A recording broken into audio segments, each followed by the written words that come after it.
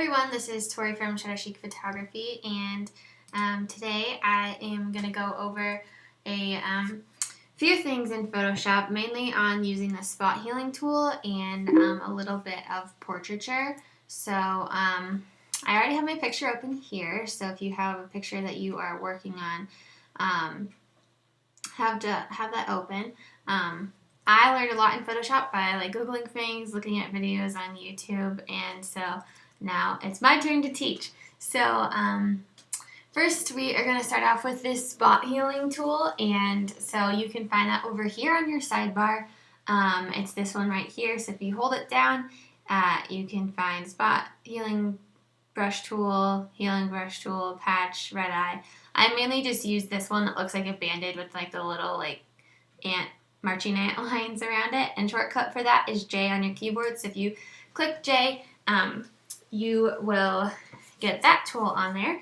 Another tip that I learned earlier this year that really threw me off was if your caps lock key is pressed or on, it'll change to a crosshair there. If it's not on, it'll show the actual brush and size that you're using. So if that's a reason why you can't find it and it's messing everything up, that's probably why.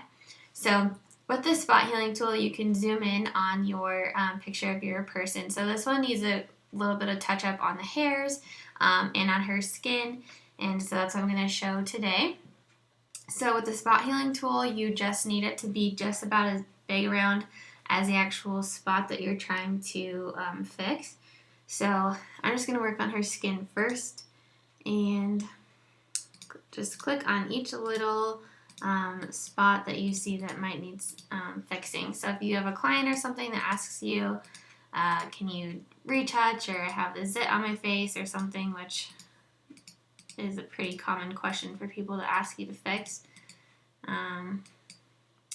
you can see it here. So sometimes it gets a little funny and it's grabbing from an area around there that it thinks that it needs to be, but obviously it doesn't.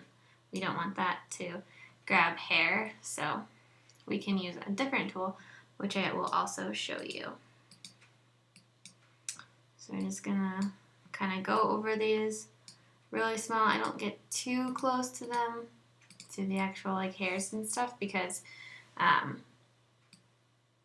it can get a little tricky. So you just follow your line up along the thing. The longer the line is or the bigger it is, the longer the tool takes to work. So just gonna follow that one. And sometimes hair is a little weird, so I always kind of tell people, hey, this might work, hair's a little tricky, it might not work, because there's so many fine little lines that when you start doing a lot in one spot, I think it starts to look weird a little bit. So just go through and get the main ones kind of touched up and fixed out there.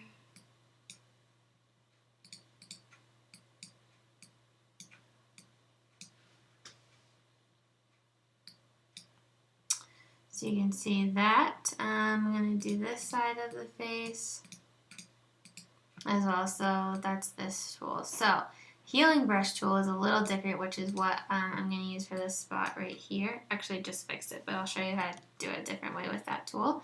So with the healing brush tool, which is different than the spot healing brush tool, you actually define the area that you want the tool to focus on and fix. So you'll select an area that you want it to pull from, and then wherever you put that brush, it'll take the selection that you've already made or the area and just copy that. So this, when you press the option key down, it'll bring up this little crosshair thing, and so wherever you select is what it will copy from.